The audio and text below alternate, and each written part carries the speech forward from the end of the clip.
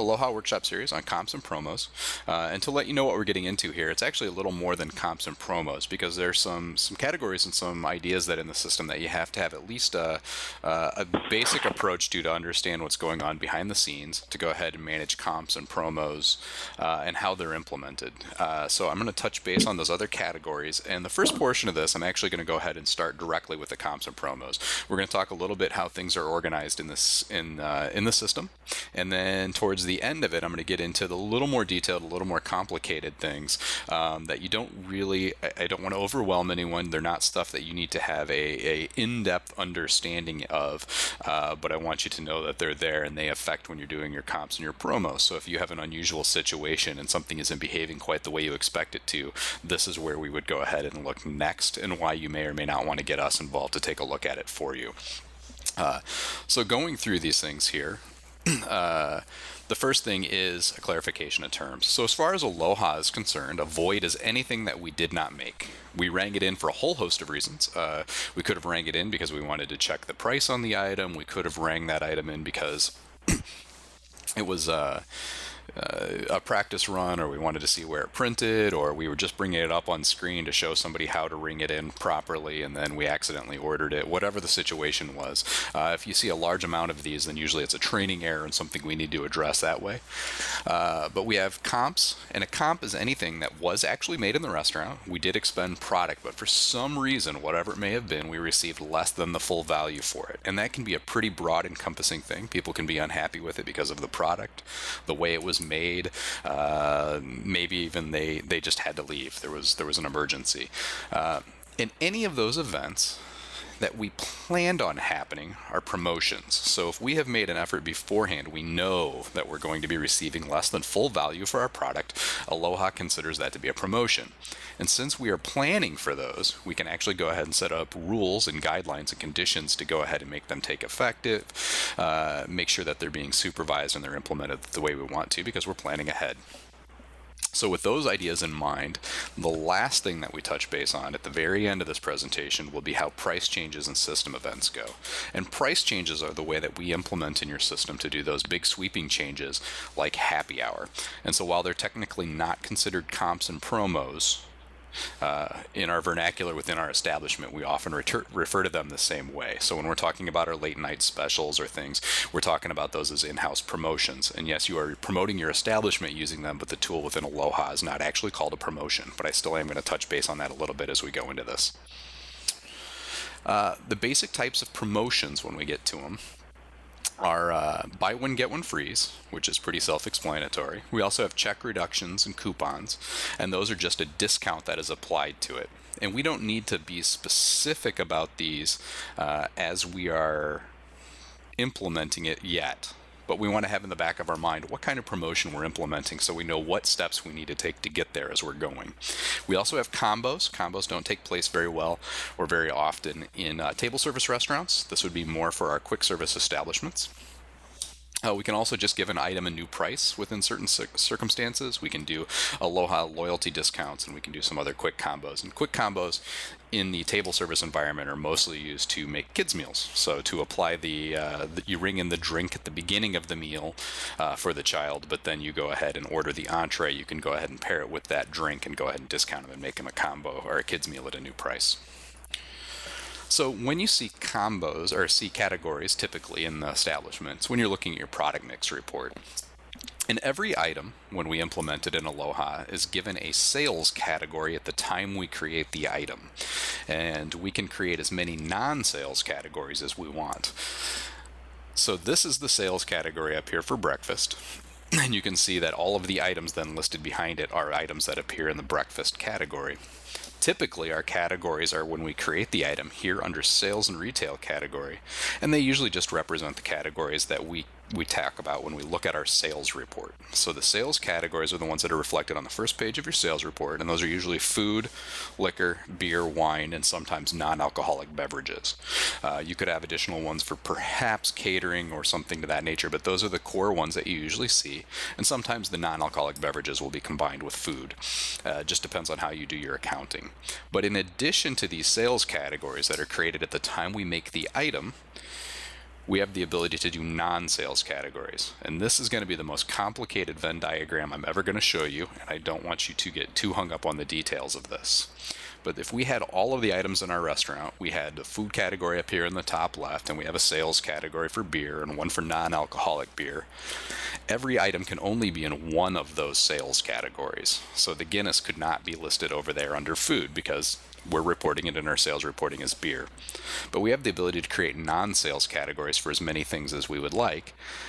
We could create one for our well drinks late at night, in which case it's just a small subset.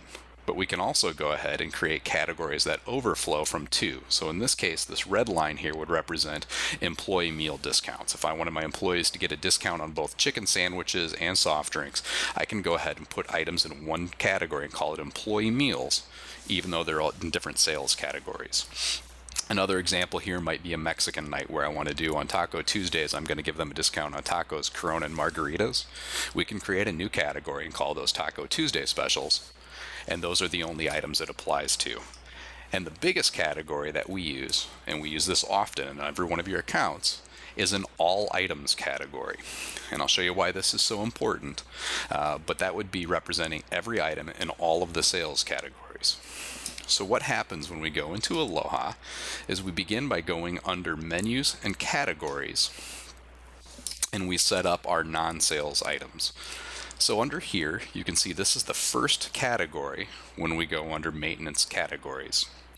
And the first category here is a non-sales category, and it's called all items.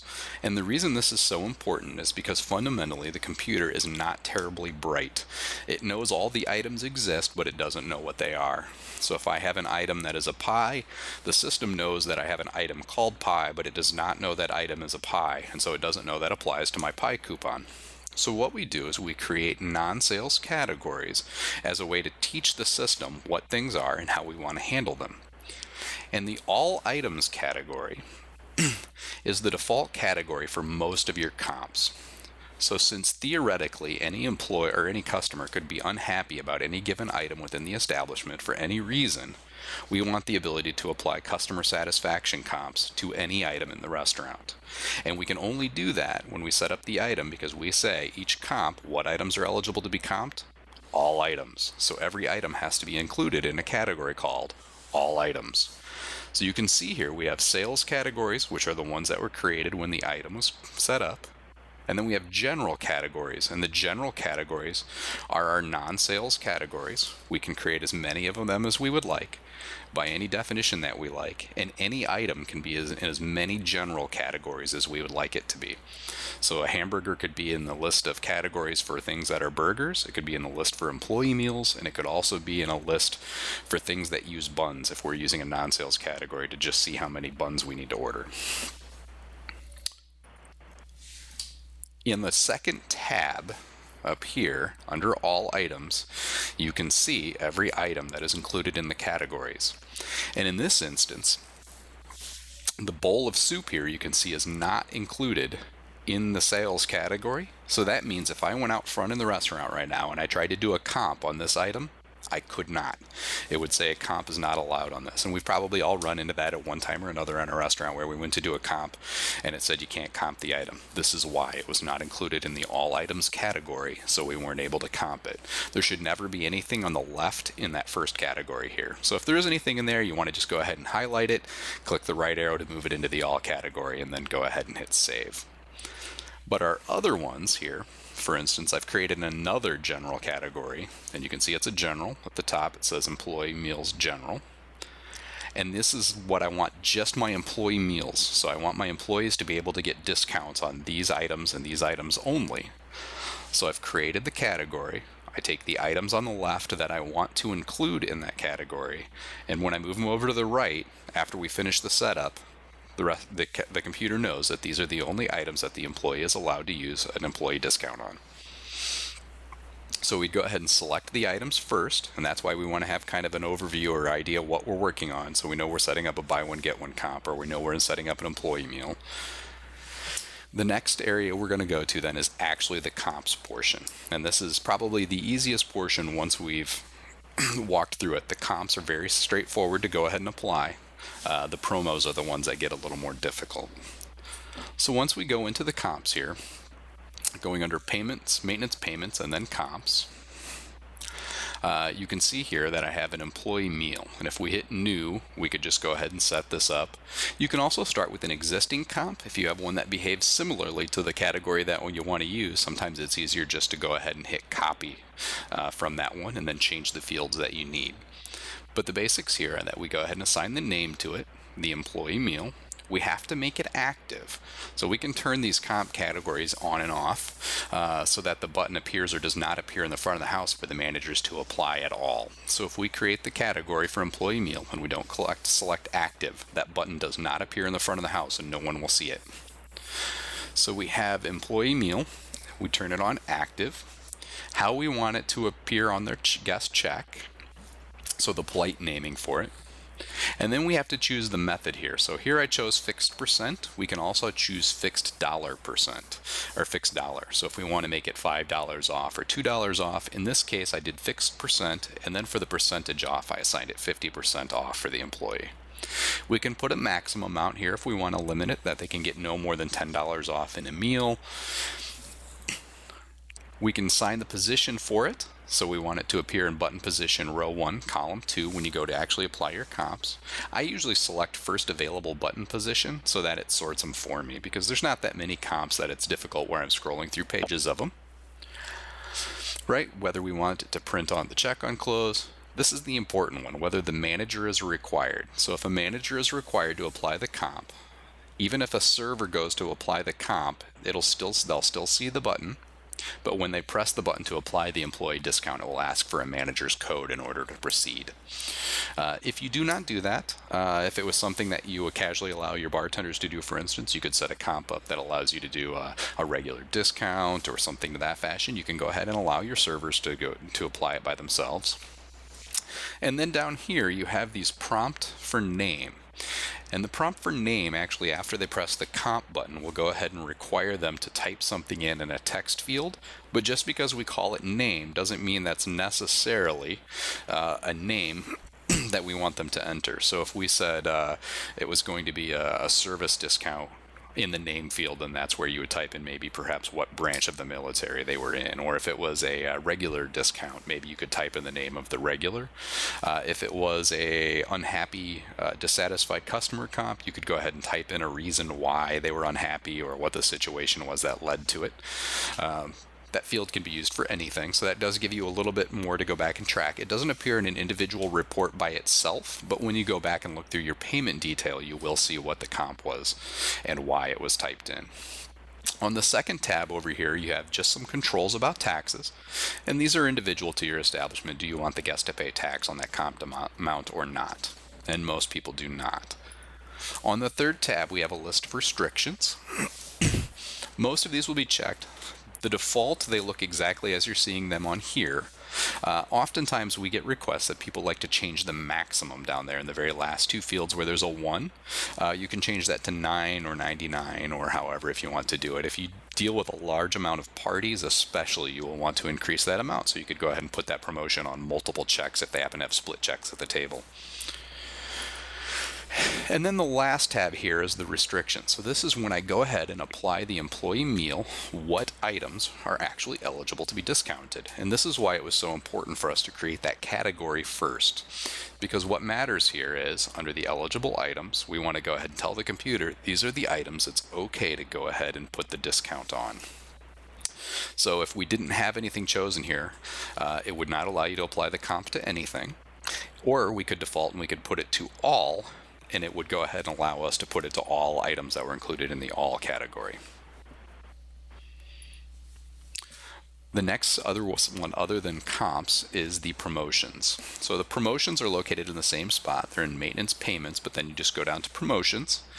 And here's where we get a little more complicated with those types of promotions that we had before. So now that we've given some thought onto those promotions, if we're doing a buy one, get one free, or if we're doing a discount or a coupon, this is where that matters. And you can see here that the first one I have set up is listed as a buy one, get one free. And where this comes in is actually down here. If you touch the little black arrow next to new, it gives you a pull down that shows you which type of promotion would you like to create now. So in this case, we could do a BOGO, we could do a combo, we could do the coupon or the new price. Simply selecting that is what brings it up. And most of these, when we go back and look at the actual promotion, most of the tabs here are the same. So all of these are going to have, every one of them will have promotion, requirements, eligibility, taxes, and restrictions. It's only the second tab that changes depending on the type of promotion that we change. So the ones that we're going to have to do for every one are to name it. So that'll define how we want it to appear on the customer's check when it applies. We want to make sure that promotion is active. We can set dates that we want it to be in effect. So if we are doing a holiday or a special week, or if we're doing a March special or a March Madness special, we could go ahead and define it as being eligible only for the month of March. We can put a limit on it for our customers again. We can set the first available position for the button to appear, whether a manager is required. On our next tab here, this is the specials as they apply specifically for a buy one get one. And the examples I'm going to go over here are the buy one get one free and the coupon, because those are the check reduction, because those are the most commonly used. Those will cover most of the situations that you use in conjunction with the categories. So if we did the buy one get one here, we're going to go ahead and tell it what is the price of the discounted item. And I'm going to actually go ahead and just make it free, but we could do it 50% off. We could do a half off discount or something to that nature on it.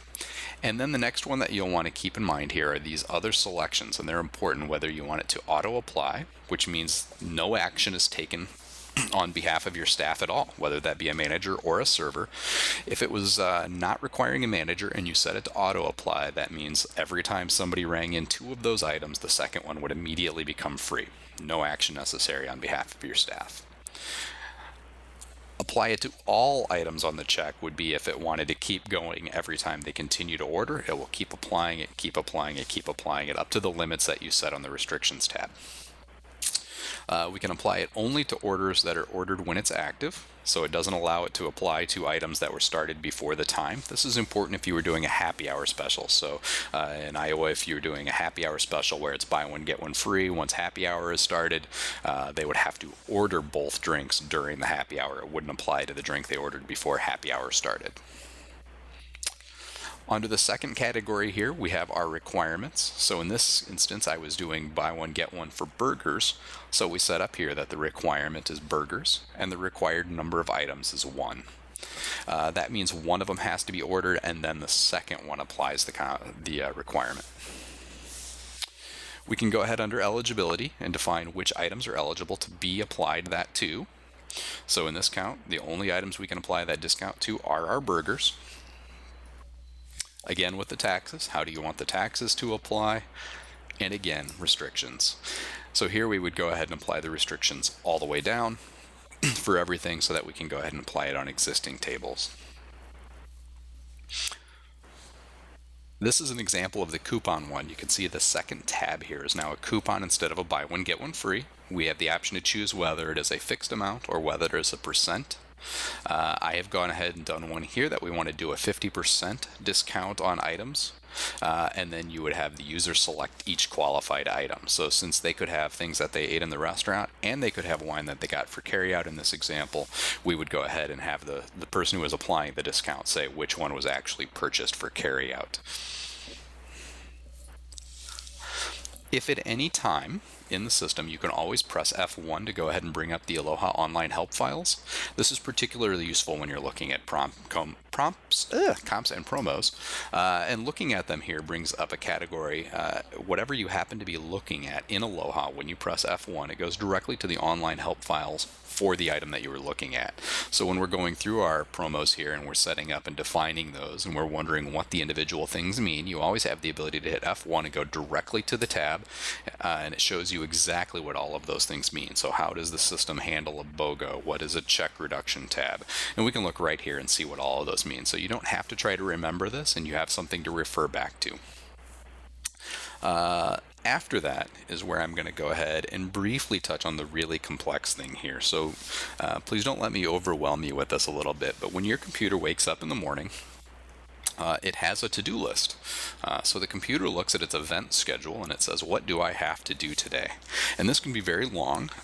We have some customers with incredibly long and complicated ones, or it can be very simple and straightforward. What we are looking at here is an event schedule. And it looks like this when you open it, but the second tab over here is what we're interested in, the one that's labeled as events. And this is actually your to-do list for your computer. So it wakes up every morning and it says, okay, today, every day, always, when I open, right after I run end of day, I'm going to go ahead and set this message to say, welcome to my restaurant. I'm going to say, have a good day. Anything that it has to do today. And what we're looking at here specifically is you can see I have price changes set to take effect. So when it wakes up in the morning, it says at 1 p.m. it's going to activate a price change called Burger Test. Or here I've got one set to activate a price change to happy hour on New Year's Eve only. And we define what the activation schedule here is, when it is going to trigger in the activation schedules portion. So up here, the event schedule is my list of things to do today. And then the activation schedule is when it is being told to do those things. If I went through and tried to add an item here, it gives me a big list of things that I could add to my calendar for things to do today. And you can see right in there, we've got activate a comp and activate a promo. There's also ones in here for activating price changes and quite a few other events. The important thing is don't ever delete anything from this activations from the event schedule. There's some pretty wide sweeping changes you can do to your system. And we really wouldn't want you to do anything, but it's okay to go ahead and add items to it because you can always change the item that you've added to not do anything, but just don't go ahead and delete it. So if we've added an item here, once we add a new one, so I turned on a promotion, activate a promotion, activate promo, you can see here that it's giving me choices. So up above, I choose when I want that promotion to take effect. And that's from the pull down here of all the ones I've created under the activation schedule. Or down below here, I can go ahead and actually turn it on and make it active. And I can choose where I want it to affect and appear. Some of these, when you activate them, you will go ahead and shut them back off. So if I activate it at 5 p.m., I can shut it off by creating another system event at 7 p.m. to deactivate it. Some of them actually don't have a separate category called deactivate or turn off. Instead, you'll have to activate it again, but select not turning it on. It's a little complicated, and if you have any questions with that, that is definitely one of the odder things that we would look at with you to make sure it's behaving the way you want it to. So looking at my activation schedules here, I have always 1 p.m. and you can see I have a daily at end of day. And the activation schedules can also be accessed directly from going into your system menu. So under maintenance system settings, and there's activation schedules and event schedules right next to each other. Once we have the activation schedule that we want to do, we know we're going to add to a system event. You create the new, and the item is that whether you want to do it daily, weekly, monthly, or on a specific date. So here I've created one just for New Year's Eve. So I chose a specific date. So I would have done type new specific date. And then I would go ahead and choose the specific date I want that promo to take effect on. Using that, we can go ahead and schedule things for upcoming events like Easter, Mother's Day, and get those promos set up and active in the system well in advance of the date, so there's nothing for us to worry about when we're busy preparing for our huge sales days. And under weekly here, under a weekly, that's where you go ahead and get the option to go ahead and recur special days like happy hours or late night specials. So in this case, if I wanted to do something, I would choose which days of the week under the weekly event I want it to take place on, and I could either have it go all day long in the case of a Wednesday special or a Tuesday special for Taco Tuesdays, or I could shut off start of day and it would ask me what time I want it to take effect, and I could go ahead and say it's going to start Wednesday at 5 o'clock. For doing happy hour, we typically just do this for weekly. We choose Monday through Friday, and we tell it to start at whatever time your happy hour starts. And all they do is they trigger a price change, and the price changes are not comps, not promos. This is what is used when your system changes the price on something at a specific time or a specific date. And so by going up under maintenance, pricing, price changes, if you have something like happy hour, for instance, and this one is happy hour, HH, You get a list of happy hour, when it's going to be in effect. You could put from now to the end of time. Sometimes you can set it 50 years out in the future, never have to worry about it again. But you have the ability for the happy hour price change to trigger a change to items, change to price levels if you happen to be doing different price levels for, like, say, call liquors or well liquors. And you could have it turn on an individual promo. So looking at items, when you go to the items tab, these are the items, every item in your system, listed exactly like your item maintenance tab. And you get to see what the current price is, and then anything you type in the price column is what price. That price change will take effect, will change that price too. So my buffalo wings go from 50 cents each to a quarter each whenever the happy hour event triggers this price change. And the action column over here to the right is filled in automatically, just to reiterate to yourself. There's nothing that you type there. When I put 25 cents in the price column, then it'll go ahead and it went and put in there, decrease 25 cents, so that I have something to remind me, is that actually what I intended to do? Now that portion's a little more detailed. Comps and promos, most people are very comfortable doing by themselves after they've had a chance to look at it, and they know that they can press the F5 to give some help in there.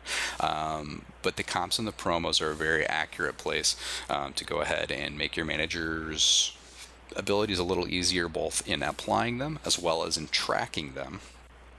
Beyond the applying the individual items, this is an area where is very commonly we find people who have permission or misusing it are applying these incorrectly, or managers or previous managers have had access to managerial functions will continue to go ahead and have access to them. So this seems like a natural segue for us to go ahead and have Renee talk for a minute here about Restaurant Guard, because Restaurant Guard is really keeping an eye on what these comps are being done, as well as of a lot of other behavior within the establishment. But sometimes when you have these set up, they're not intended to what you thought was happening with them, or somebody is intending to use them to cover up behavior within your establishment. So Renee's going to show you some tools that we have available here for actually going above and beyond with double checking what your staff is really doing with these things, as well as additional things that show up as big red flags in your system that you may want to take a look at. Hello, thank you, Bill. As always, great presentation. And I also have Matt Joyner on here with me. I'm going to do a piece of the presentation. We're going to show it via PowerPoint, and then Matt is going to take over. So let me get started here. So the comps and promos can be a good segue into the topic that we're going to present today, called Restaurant Guard.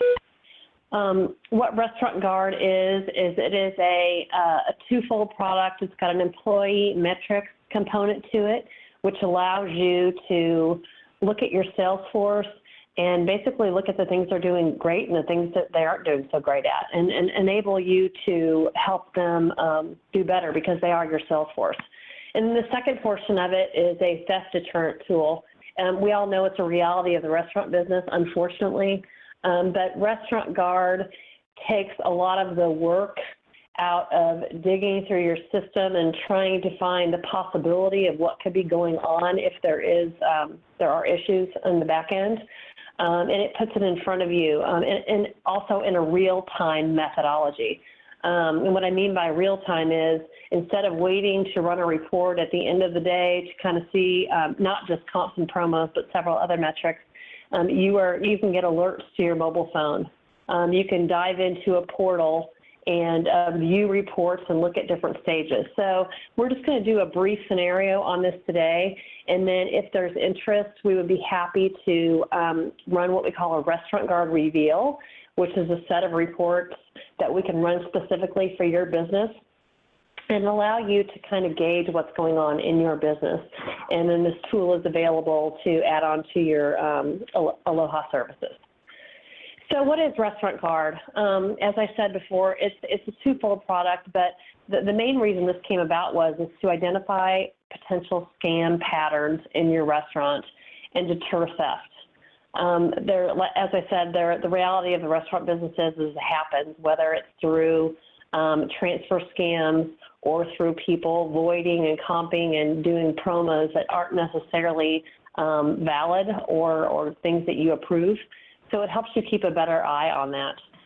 It's a hosted solution that basically works with your Aloha POS. It was built for the Aloha POS, And it has a couple of different things it looks for. It looks for transaction patterns. As I mentioned before, it's called transfer scam or wagon wheel, where people can move items to different checks, which makes it very difficult for you to track.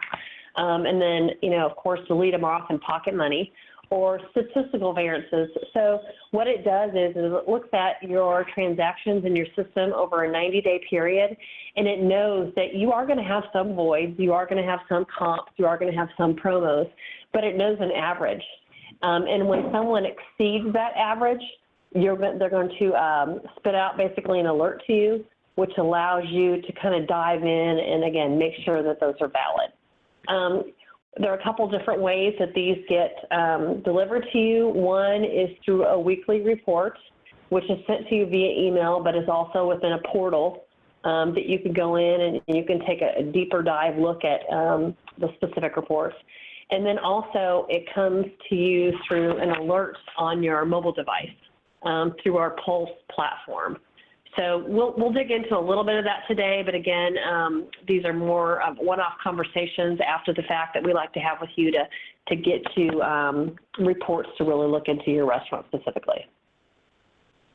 So what is it? It's a powerful artificial intelligence engine that runs against your POS transactions, that monitors employees' behavior, whether it's good or bad, and it detects patterns of potentially fraudulent behavior. We like to take that word potentially, and because sometimes things will happen that that, hey, yes, this may be a training issue and we might want to do things differently, but we're still putting it in front of you. It's not necessarily that it's always going to be fraud, but it's giving you the visibility for you to make that decision and dig in with your employee to make sure it's not fraud, so that that's not coming off your bottom line. And then, as I talked about before, it delivers user-friendly alerts of suspicious transactions to you through your portal and through real-time alerts on your mobile device. So what I'm going to start with today, and then I'll turn it over to Matt, is just talk a little bit about the employee metrics part of it. So basically, this is a way to monitor your employees or your sales force. So what it does is it breaks up by job code and by time of day. So as you see here, we're looking at the day shift, and we're looking at servers as well as bartenders, and we've got a lead server on this particular one. And then we're looking at what your averages are across your check times, your check totals, your tip, drink, add-on sales, which we know are typically pretty profitable for you, as well as bad things you don't want to happen, which are comps, clears, and voids.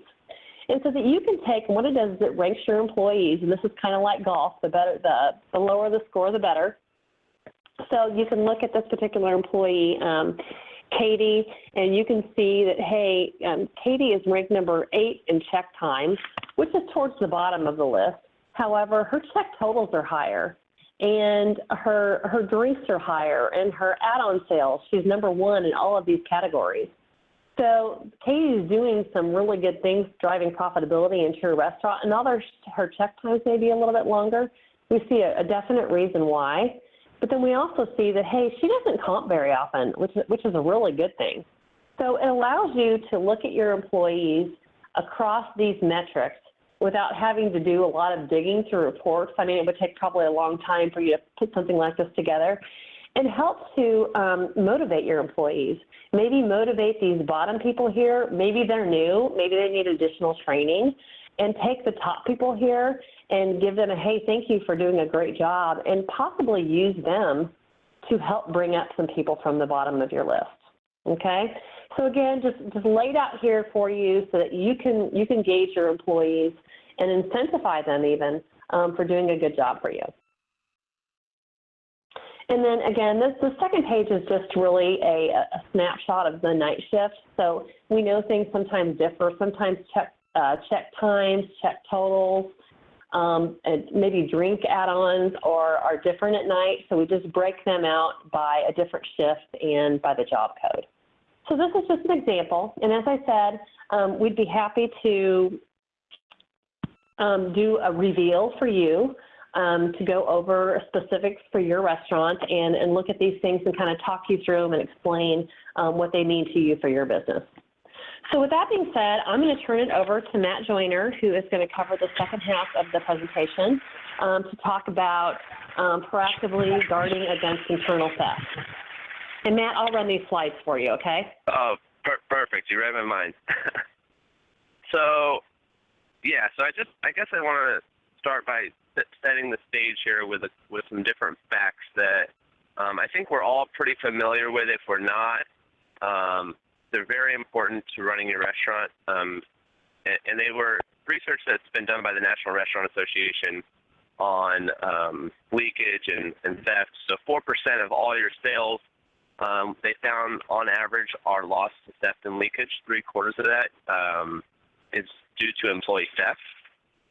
It's also estimated that a large majority of this is, 3/4 of these losses are we're just repeating ourselves here, but 5% is typically the average for margins. I think, if you're running a real tight ship, maybe you have 10% margins, but so really, I say these things and show you these just to kind of set the stage for the need that's in the market for Restaurant Guard. And go to the next slide there. So what are we going to do with these facts is really the question that I thought to ask here from many restaurateurs. I think they spend countless hours looking over their shoulder. There's a little bit of a paranoia, who's stealing from me, where's this money going? If I don't, I see my sales are high, but my margins, I just don't see it there. I should be making more money. I hear this all the time. And when I was in operations, I had lots of friends that were owners, and they constantly are thinking about these things. They lose sleep over it. So I think most owners find that this type of thinking can lead to almost adding to the culture, though, because they're constantly looking over their shoulder. They're locking up refrigerators. They put cameras in the restaurant, and it just creates an environment that it's just not a positive environment. So how we kind of have this situation where we do need to monitor this. There is a problem here, but how do we address the problem is very important. So Restaurant Guard was developed. We want to be a vendor that you can rely on. We saw that there was a need in the market, so we developed this program to help out the restaurateurs. They could kind of let Restaurant Guard be that eye over their shoulder, and they don't have to walk around with this constant paranoia or spend hours researching some of these theft issues where, you're going through tickets and you're running reports and you're looking at all these different things trying to figure stuff out, spending countless hours doing it. And then, you finally talk to the employee and they have a fairly reasonable explanation for these things. So NCR develops Restaurant Guard to kind of help you out with those things. And we noticed that, when we wanted to do some research to back up, does Restaurant Guard really work? Does it help the restaurateurs? Are we doing a good job with this product? We had a couple well-respected universities do some collaborative research on this, and they found it's kind of this slide in the next, but if you want to go so go ahead, go to the next one. I'll come back to that. They found that basically Restaurant Guard was able to save them 22%. It cut theft by 22%, which averaged about $24 per location per week. But and that $24 doesn't sound like a ton of money, but I think we have a two-edged sword here as well, because they also saw that revenues increased an average of 7%, which was typically about $3,000. So we saw that theft went down and revenue went up. So I think you can imagine, if your margins are around 5%, if that 3,000 plus the 24, it makes a difference at the end of the day. I think, my average restaurateur at the one site level, they're, anywhere between 800,000 to 1.2 million in revenue. You're looking at $30,000 to $50,000 of profit adding to the bottom line just by implementing Restaurant Guard. So you can go ahead and go to the next one. Yeah, How to Burn Down the House. This was a book that kind of shed some light on the problem. And basically, these two bartenders that they bartend in Louisiana, and it's a real quick read. I think it took me about 2 hours, but it went over. You know, they had been in the industry for many, many years, and they kind of reviewed a lot of the different scams that they had seen in their day, and things that still happen all the time today. So it's a real great read especially if you're an off-site owner, if you're an owner that isn't real familiar with the business, the restaurant industry as a whole. This is a real good refresher to kind of keep you in the loop on some of the things that go on. One more. Yep. So Restaurant Guard, once that study was done by MIT and some of the other universities, it got a lot of news coverage. New York Times. If you look up Restaurant Guard news article, there's quite a bit of coverage online about it. 392 restaurants, 39 different states. You know, we're looking at average savings of our increased revenue of $3,000, which was about 7%. And what we noticed is that because Restaurant Guard was able to alert the owners to some of these issues and give them some detailed analysis of what was actually happening, the restaurateur was able to go about their business, not have to worry about it, and there was a culture shift that happened. Instead of constantly looking over their shoulder, you know, the employees knew that there was something where the owner could tell, but they didn't quite, you know, it wasn't as obvious as maybe cameras or locks on everything. So I think that's really the biggest impact is the culture change. So one of the most common scams that we see is called a transfer scam. So I'm not sure if you're familiar with this type of scam yet, so I'm going to kind of go through it here and show you one of the things that happens, because that's one of the most common questions that I get back is, what are these scams? You know, what are they doing? So one of the things we do is they enter an order. You know, so here we go. We enter an order. We print the check. We deliver the check. Collect payment. Open a new check. Transfer those items or something from that check. In this case, it's the Coke. We transfer it off onto another check. They close the original check. So now they have, what was it, $12.50. So maybe they got, you know, $15 with the tip. So they closed the original check to cash. It was $11. So now $4 goes in their pocket instead of the $2.50. And now this Coke's on another ticket. And they present that ticket to the next guest that comes in and orders a Coke. So you can see here, you know, that's one soda. Typically, I don't think $1.50 is even what people charge for sodas anymore. I think probably $3 is more in line. You know, I used to work in a restaurant in Disney World, so we charged like $5 a soda. So this type of cash can quickly add up. You know, once you're serving high volume restaurant, maybe you take 30 tables a night. You know, that can add up real quick. I had one server that was pocketing an extra $200 to $300 a week. You know, and someone finds out, he's hanging out. You know, everybody hangs out with each other. The culture quickly spreads, and before you know it, you have 7 or 8 employees doing this, and you know that can add up to about $1,400 a week real quick.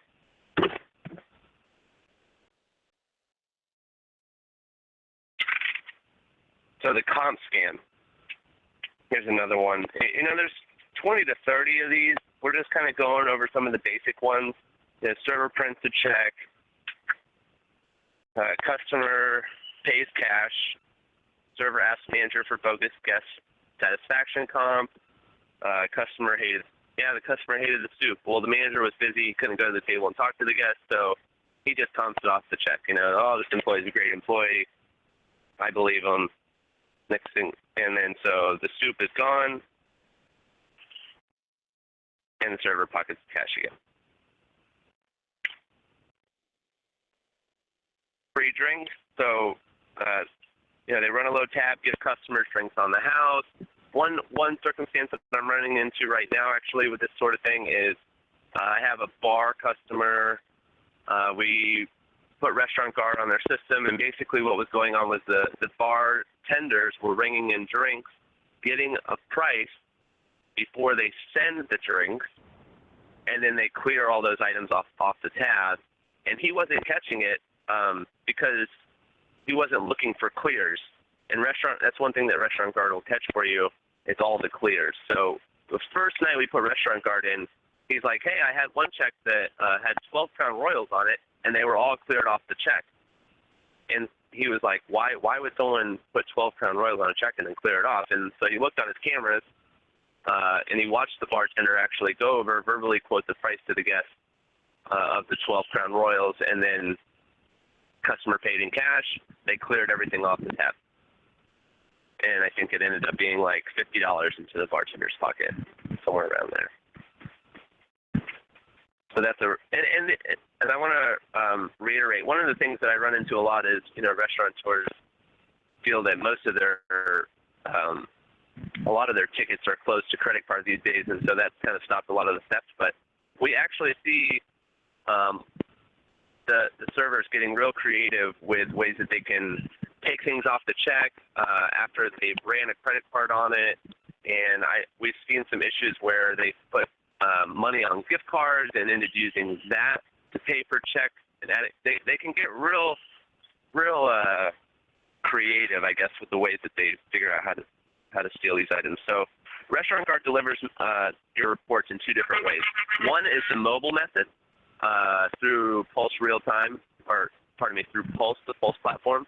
So you get real-time alerts when they happen. As soon as the suspicious activity goes on in the system, it says, "Hey, owner, this is what's going on. We noticed that this only happens 1 to 3% of the time in the restaurant. It matches suspicious activity. You might want to take a look at this." And so then you can, if you're off-site, you can send the alert to the manager, or if you have Pulse Real-Time, you can log in, do some more research on it, call the restaurant.